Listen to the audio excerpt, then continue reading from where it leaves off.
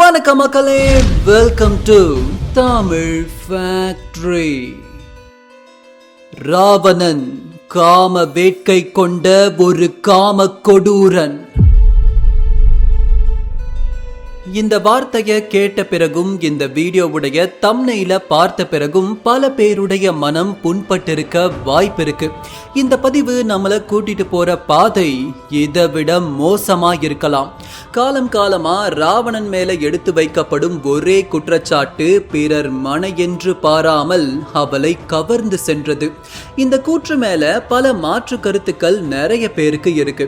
ஆனா வால்மீகி ராமாயணத்தையும் சரி, ஏன் தமிழ் புலவரான கம்பரால எழுதப்பட்ட கம்ப ராமாயணத்தையும் சரி முழுசா படிச்சவங்களுக்கு ராவணனுடைய அந்த கருப்பு பக்கம் நல்லாவே தெரியும்.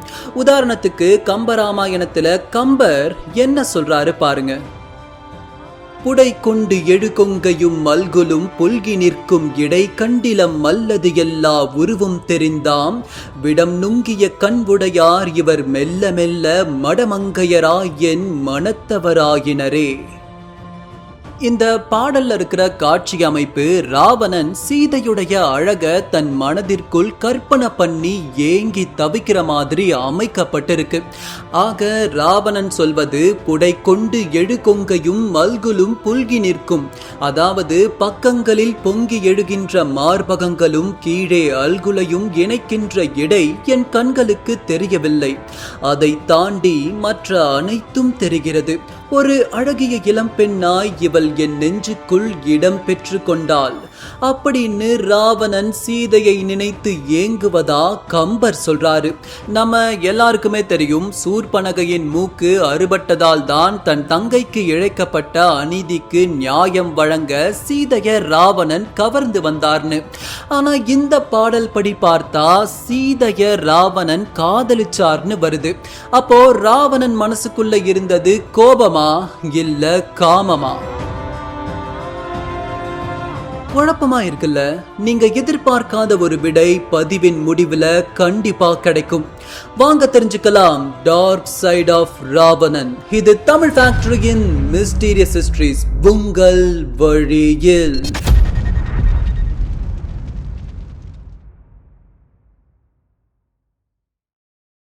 ராமாயணம் எனும் இதிகாசம் உருவாகவே அடிப்படை காரணமாயிருந்தவள் சூர்பனகை எனும் ஒரு பெண். ராவணனின் தங்கையான இந்த சூர்பனகை மட்டும் அன்னிக்கு அந்த கானகத்துக்குள்ள, அதாவது ராமனும் லட்சுமணனும் சீதையும் தங்கி இருக்கிற அந்த கானகத்துக்குள்ள சுற்றி திரியாம இருந்திருந்தா இந்த கதையே உருவாகி இருக்காது. சூர்பனகை ராமனை பார்க்கிறா. ராமனுடைய அழகான உடல் தோற்றத்தையும் தேஜஸையும் பார்த்து அவர் மேல் இந்த அசுரகுல பெண்ணுக்கு ஆசை உண்டாகுது. இத நேரா ராமன் கிட்ட போய் சொல்லவும் செய்றா. ராமன் முடியாதுன்னு மறுக்க, பக்கத்துல இருந்த லட்சுமணனோ ஒரு பெண் கிட்ட எப்படியெல்லாம் நடந்துக்க கூடாதோ அப்படியெல்லாம் நடந்துகிட்டான். அவளுடைய மூக்க அறுத்து ஆடைகளை கிழித்து சொல்ல வாய் கூசும் அளவுக்கு அந்த பெண்ணின் கொங்கைகளை அறுக்கிறான். 1000 தான் இருந்தாலும் அவள் அரக்கியாகவே இருந்தாலும் ஒரு பெண்ணிடம் இப்படி நடந்து கொண்டது மாபெரும் தவறு. இதுக்காக, இந்த காரணத்துக்காக என் வீட்டு பொண்ணு மேல கை வச்ச, அதுக்கு பதிலடி கொடுக்க நானும் உன்னுடைய வீட்டு பொண்ணு மேல கை வைக்கிறேன். இதுதான் ராவணனுடைய வாதம். ஆனா அடிப்படையா பார்க்க போனா இங்க லட்சுமணன் செய்ததும் தவறுதான், ராவணன் செய்ததும் தவறுதான். சரி, கதைப்படியே போவோம். ராவணனுக்கு சில நியாயங்கள் இருக்கு. அந்த புராண காலகட்டத்துல ஒரு ஆடவனுக்கு பல மனைவிகள் இருக்கிறது சாதாரணமான விஷயம். அதன் அடிப்படையில தான் சூர்பனகை போய் தன்னுடைய ஆசைய தெரிவிச்சா. இதுக்கு லட்சுமணன் இப்படி செஞ்சிருக்க கூடாது. இதுக்கு சூர்பனகை என்ன பண்றாங்கன்னா, நேரா உலகாலும் மாமன்னன் கிரகங்களை காலில் மிதித்து அரியணை அமருபவன் லங்காதிபதி ராவணேஸ்வரனுடைய அரண்மனைக்கு போய் உடலெல்லாம் கிழிந்து ரத்தம் சொட்ட சொட்ட நிக்கிறாங்க. தன் ரத்தத்தோடு கலந்த உறவு தன்னுடைய தங்கை இப்படி நிற்கும் போது யாருக்கா இருந்தாலும் கோபம் வரும். புராண கதைப்படி அந்த இதிகாச காலத்துல உலகையும் ஆட்சி செய்யும் உச்சாணி கொம்புல அமர்ந்திருந்தாரு ராவணன். ஈசன் அமர்ந்திருந்த கைலாயத்தையே தன் தோளில் எடுத்து வைத்து சுமக்கும் பராக்கிரமம் படைத்தவர். தன் தொடையையே கிழித்து தொடை நரம்பை உருவி அதன் மூலம் இசை மீட்டி ஈசனை மகிழ்வித்தவர். ராவணேஸ்வரன் என்று ஈஸ்வர பட்டம் பெற்றவர். அவருக்கு கோபம் வந்ததுல எந்த ஆச்சரியமும் இல்லை. ஆனா அவர் கோபத்தோட மட்டும்தான் சீதைய போய் அணுகுனாரான்னு கேட்டீங்கன்னா அதுக்கு கம்பர் கொஞ்சம் வித்தியாசமான விடைய கொடுக்கிறாரு. இப்போ ரத்தம் சொட்ட சொட்ட வந்த சூர்பனகை நடந்த விடயங்களை ராவணன் கிட்ட விவரிக்கும் போது, ராமன் கூட ஒரு பொண்ணு இருந்தா, அவளுடைய அழகு அபரிவிதமானது அப்படின்னு சொல்லி இத சொல்றாங்க. என்பயின் உற்ற குற்றம் யாவர்க்கும் எழுதவொன்னா தன்மையின் ராமனோடும் தாமரை தவறப் போந்தான். மின்வையின் மருங்கு கொண்டால் வேய்வையின் மென் தோல் கொண்டால் பொன்வையின் மேனி கொண்டால் பொருட்டினால் புகுந்தது என்றாள். அதாவது மின்னல் போன்ற இடையை பெற்றவளும் மூங்கிலை விட மெல்லிய தோள்களை பெற்றவளும் செம்பொன் போல தனி உடலை கொண்டவளுமான ஒரு அழகான பெண் அங்கே இருந்தான்னு சூர்பனகை விளக்குறாங்க. இதை தொடர்ந்து ராவணன் யார் அந்த பெண் அப்படின்னு கேட்க அதற்கு சூர்பனகை சொல்றாங்க, ஆரவல் எண்ணலோடும் அரக்கியும் மைய ஆழி தேரவல் அல்குல் கொங்கை செம்பொன் செய்குலிகச் செப்பு பாரவல் பாதம் தீண்ட பாக்கியம் படைத்தது அம்மா பேரவல் சீதை என்று வடிவு எல்லாம் பேசலுற்றாள். இதோட அர்த்தம் என்னன்னா, அவளுடைய இடை சக்கரம் பூட்டிய தேர்போல் செழித்தும் அவளின் கொங்கைகள் தங்கத்தால் செய்யப்பட்டது போலவும் அவளின் திருவடிப்பட பூமியே புண்ணியம் செய்திருக்க வேண்டும் என்றும் அவள் பெயரை சீதை என்றும் சூர்பனகை சொல்வதா இதோடைய அர்த்தம் வருது.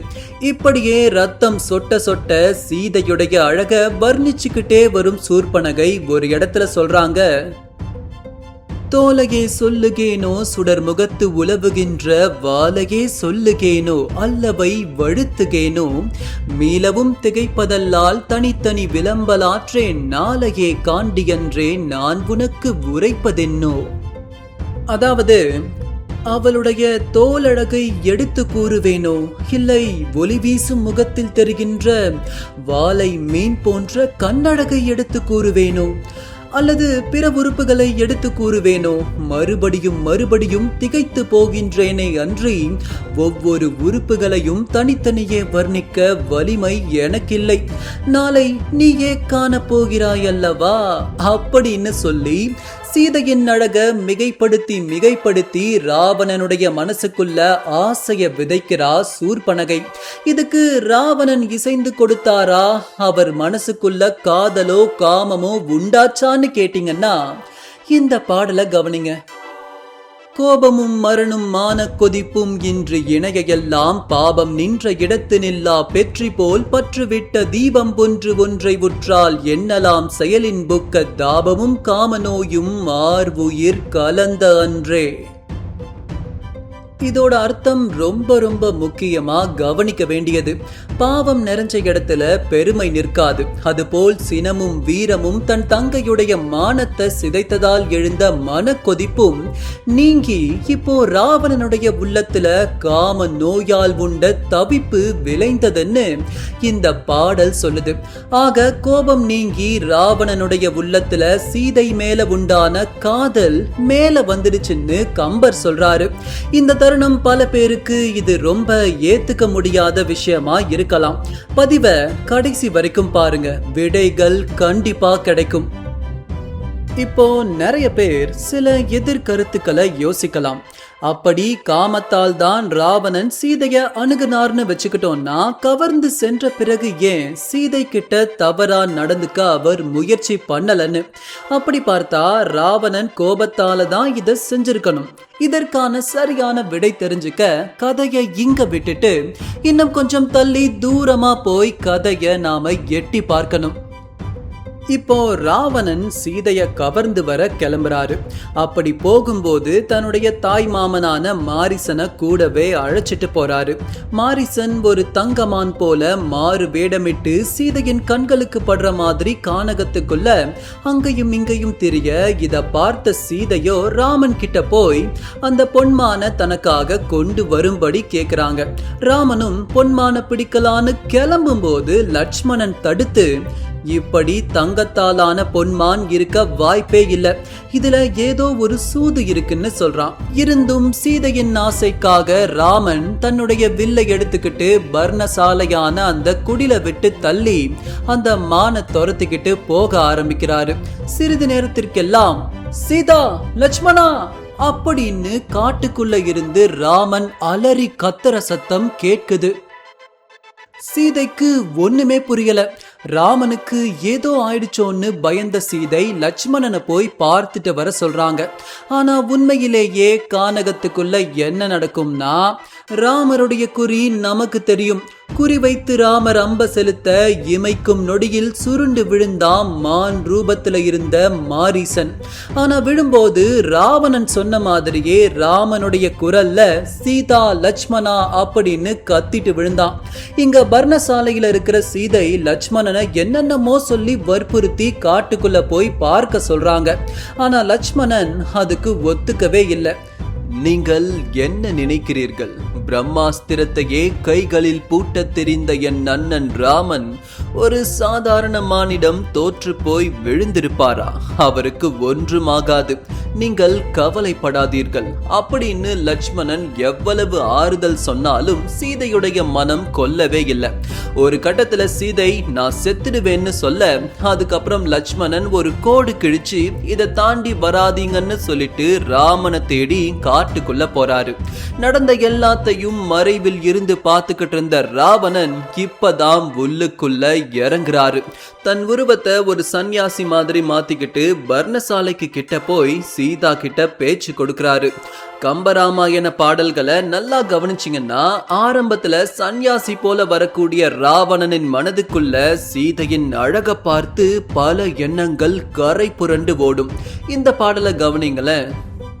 உலை உருதுயர் முகத்து ஒலி இதுகாம் எனில் முலையெயிறு இலங்கிடும் முறுவல் என்படும் தலையவிழ் குழல் இவட்கண்டு தந்த என் இளையவட்கு அளிப்பேன் என் அரசு என்று எண்ணினான்.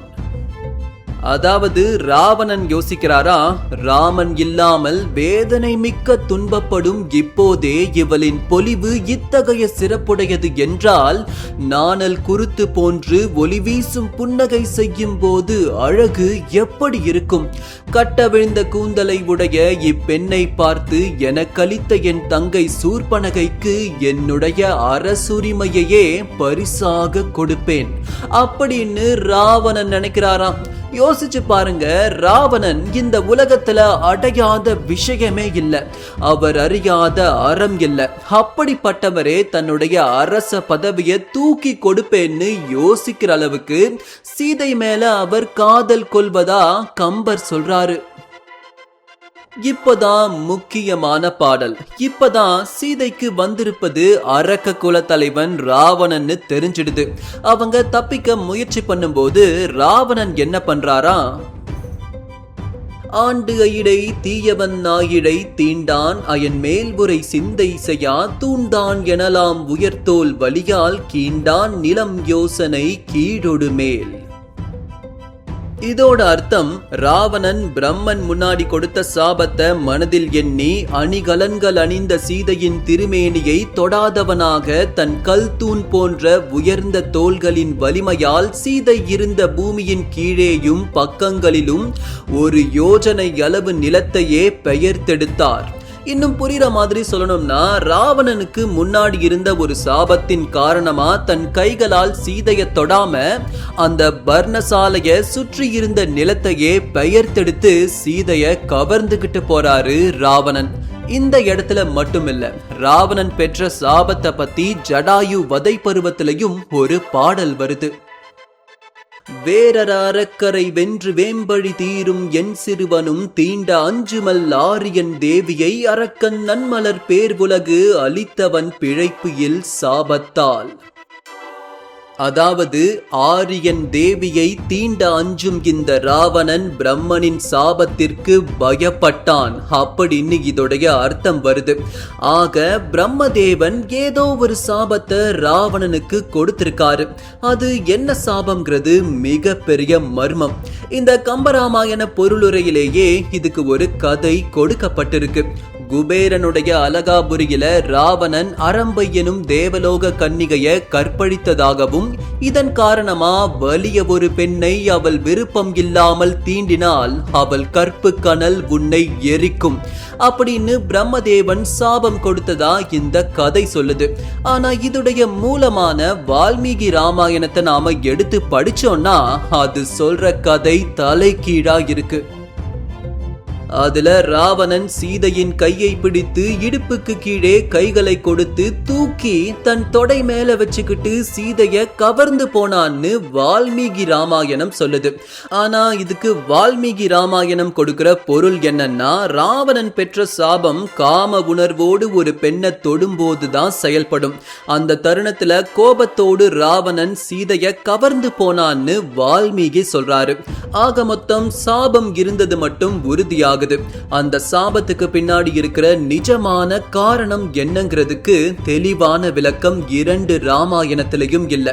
இப்ப நாம ஒரே கேள்வியை தான் கேட்கணும். மன சஞ்சலம் இல்லாத ராவணன் சீதையை கைப்பிடித்து தூக்கி கொண்டு போயிருக்கலாமே.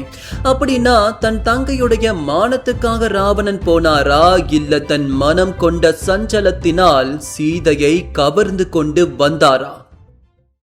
எனக்கு தெரியும் பல பேருடைய மனசுல ராவணனை பத்தி தவறான எண்ணங்களே இந்நேரம் உண்டாகி இருக்கும். இந்த பதிவுடைய பிரேக்கிங் பாயிண்டே இதுதான். நீங்க ராமாயணம் படிக்கணும்னா கிட்டத்தட்ட 300 வகையான ராமாயணங்களை படிக்கணும். உலகம் முழுக்க 300க்கும் மேற்பட்ட ராமாயண கதைகள் வேற வேற வெர்ஷன்ஸ்ல இருக்கு. சமஸ்கிருதத்துல எழுதப்பட்ட வால்மீகி ராமாயணம், தமிழ்ல கம்பராமாயணம், தாய்லாந்துல ராமாக்கியன், மலேசியாவில ஹிகாயாத் ஸ்ரீராமா, இந்தோனேஷியாவில காக்காவின் ராமாயணா. இப்படி அதோடைய வகைகளை அடுக்கிட்டே போகலாம். ஜெயின மதத்துல இருக்கிற ராமாயணத்துல ராமர் போர் செய்யவே மாட்டாரு. அவர் அகிம்சையை மட்டும்தான் பின்பற்றக்கூடியவர். இந்த கதையில ராவணனை அழிக்கிற வேலையை லட்சுமணன் தான் செய்வாரு. ஒரு சில கதைகள்ல சீதை ராவணனுடைய மகளாவே காட்டப்படுறாங்க. இப்படி ஏகப்பட்ட முரண்கள் இந்த கதைகளுக்கிடையே இருக்கு. இப்போ கம்பருடைய ராமாயணத்துக்கு வருவோம். நீங்க உலகத்துல வேற எந்த ராமாயணத்தை வேணா எடுத்துக்கோங்க, கம்பர் மட்டும்தான் ராவணனுடைய பெருமைகளை தூக்கி பேசி இருப்பாரு. ஒரு கதைக்கு கதாநாயகன் எவ்வளவு முக்கியமோ அதே அளவுக்கு கதாநாயகனை எதிர்க்கிற கதாபாத்திரமும் ரொம்ப ரொம்ப முக்கியம். ஆனா கம்பர் அதுக்கும் ஒரு படிக்கு மேல போய் ராவணனுடைய பெருமைகளை விவரித்திருப்பாரு. இதை ஏன் கம்பர் செஞ்சாருன்னு தான் நாம யோசிக்கணும். ஏன்னா கம்பருக்கு தெரியும் ராவணன் யாரு, அவன் எந்த நிலத்தை சேர்ந்தவன், அவனுக்கு எவ்வளவு வெயிட்டேஜ் கொடுக்கணும்னு.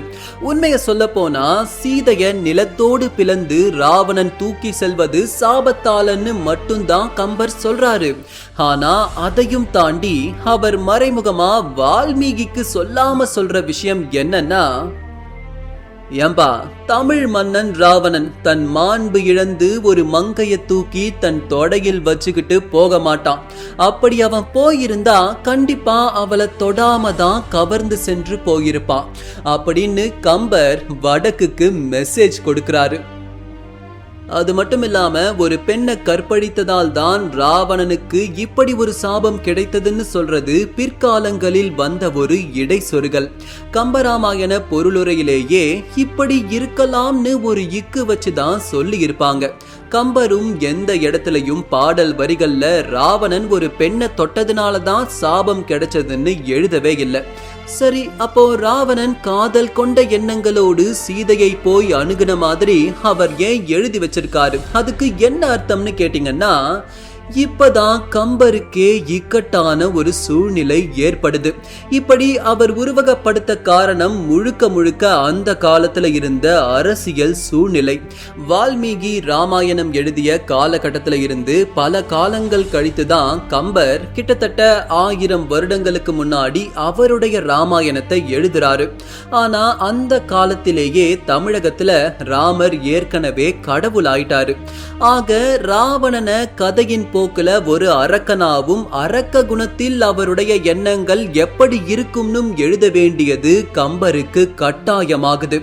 ஆனா அதே நேரம் ராவணனுடைய வீரத்தையும் மாண்பையும் போர் அறத்தையும் கடைசியில சாகும் தருவாயிலும் லட்சுமணனுக்கு உபதேசம் செய்து உயிர் விட்ட மகத்துவத்தையும் கம்பர் எழுத தவறல. மொத்தமா பார்த்தா ராவணனை அப்படி எழுத சமூக அழுத்தமும் அரசியல் அழுத்தங்களும் அவருக்கு கட்டாயம் இருந்திருக்கணும். இது எல்லாத்தையும் தாண்டி ராவணன் மேல குறை கூறுபவர்களுக்கு ஒரே பதில் தான் தர முடியும். ராமாயணத்தை வெறும் கதையா மட்டும் எடுத்துக்கிட்டா தமிழ் புலவராக இருந்து கம்பர் எழுதியபடியே ராவணன் கெட்டவன் தான். அதை தாண்டி கதையின் அடிப்படையா கொண்டு வரலாற்றுல ஒரு தமிழ் மன்னனை தவறாக சித்தரிக்க முற்பட்டால் திரும்ப அடி கம்பர் கொடுத்த மாதிரியே கதையின் அடிப்படையிலேயே விழும்.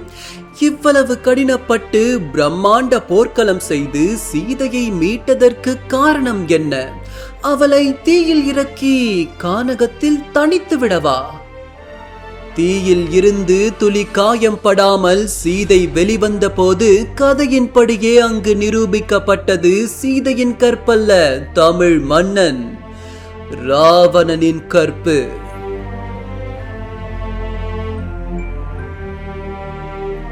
இந்த பதிவை பத்தி உங்களுடைய கருத்துக்களை கீழே கமெண்ட் செக்ஷன்ல சொல்லுங்க. என்ன மாதிரியே ராவணனை உங்களுக்கு பிடிக்கும்னா இந்த வீடியோவுக்கு ஒரு லைக் கொடுங்க. இதுபோல் பார்க்க வேண்டிய பதிவுகள் பல ஆயிரம். உங்கள் ஆதரவு எங்களுக்கு உற்சாகம் தரும். தாமதம் வேண்டாம், இப்போதே இணைந்திடுங்கள் தமிழ் ஃபேக்டரியுடன். விரைவில் சந்திக்கிறேன். நன்றி.